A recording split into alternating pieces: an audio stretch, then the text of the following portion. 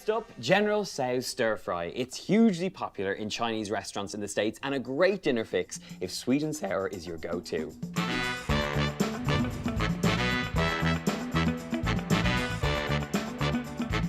Now, I'm going to be honest with you, tofu is not an ingredient that I use too often, but I have come up with the easiest way of getting it really crispy, and that has been an absolute game changer. It works perfectly in this recipe, but if you're cooking it in general, this is a great little tip. So we want to squeeze out as much of the moisture out of a block of tofu like this. So to do that, I have a little bit of kitchen paper, and we're just going to wrap the tofu in the kitchen paper.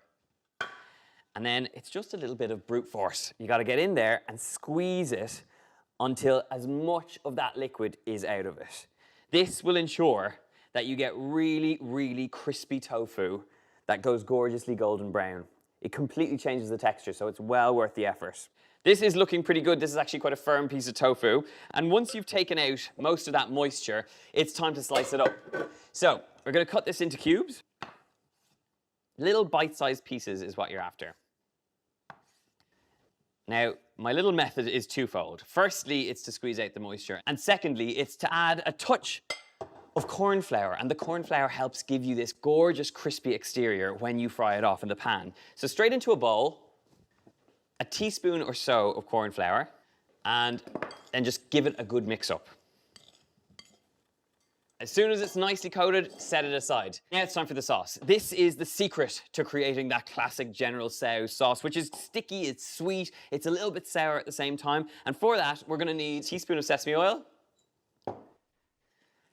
3 tablespoons of rice wine vinegar, 3 tablespoons of low sodium soy sauce, a heaped spoonful of hoisin sauce. That goes straight in. And for a little bit of sweetness, some brown sugar. This makes all the difference, so please don't skimp on this. That balance of sweetness and saltiness is essential to a lot of recipes like this, so it's well worth adding in here. Give it a good whisk up. Right, that is our sauce all good to go. We've got our tofu and the corn flour. Let's talk aromatics. One of my favorite combination of ingredients is Thai red chilies, ginger and garlic. And some broccoli for good measure, but it's the holy trinity of chili, ginger, and garlic that are going to give us serious aromatics here. So I want to go a hefty amount of all, and let's get chopping. Slice the garlic, chili, and ginger into thin strips. These are the perfect size for stir fries like this. They cook in no time and have the right kind of bite if you just time it right. Then take a whole head of broccoli and cut off the florets into bite-sized chunks. Right, broccoli sorted. Pan's coming up to temperature. Get some oil in the pan, and really what you're looking for is a screaming hot pan, because this is all going to come together really quickly, and the minute you start adding ingredients in there, the temperature drops in the pan. So if you don't start with one that's nice and hot, it's just curtains. It's going to sweat off your ingredients and you're not going to get that golden color. So once that pan is nice and hot, it's time to get in there.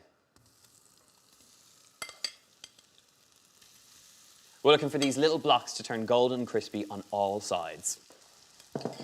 This whole dish is actually vegan, so it's a really great one if you have friends coming around for dinner because it suits everyone. It tastes fantastic, and it tastes quite meaty too, so nobody's missing out. But if you're using it for stir fries like this, try and get your hands on the firm stuff, because it's that will give you that crispy texture and will hold its shape when you stir fry it alongside some other ingredients. This is what you're after. Glorious golden goodness and beautiful pieces of tofu that have a bit of texture. So I'm going to just transfer these out with a slotted spoon. You can hear the rattle of them as they hit the plate, and that's how you know you've got crispy tofu. We're going to lose a little bit of that oil, so just pop that straight out, leaving about a tablespoon or so of it. And while it's still hot and it's smoking and we got all that action, straight in with some garlic, chili, and ginger.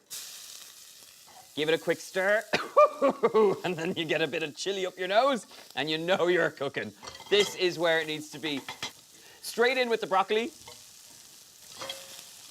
Give that a good toss, get your broccoli involved, and just to start off the steaming action, I'm going to add in a little splash of water. Give it a good shuffle. And to this, we're going to get in there with that magic sauce that we prepared. And give it a little shuffle. The sugar in that sauce is going to help reduce it, and it's going to give you that really glossy, gorgeous General Tso classic sauce. To maximise the heat without letting it overcook, pop the lid on for a tick to capture all that steam. This is where you need to be. That sauce should be viscous and bubbling, and your broccoli should be cooked through, and at that point, it's now time to get in there with the tofu. And literally, everything is done at this point, so just give it a good toss through, get those tofu pieces completely coated in that sticky sauce. Right, dinner is ready to serve. Nice bed of rice, glorious tofu, and the great thing is, it just soaks up all that sweet, sticky sauce. And look at that.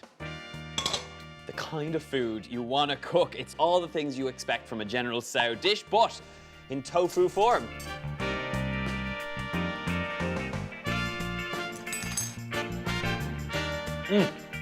Seriously spicy, seriously sticky, and that tofu just shines using that very simple method.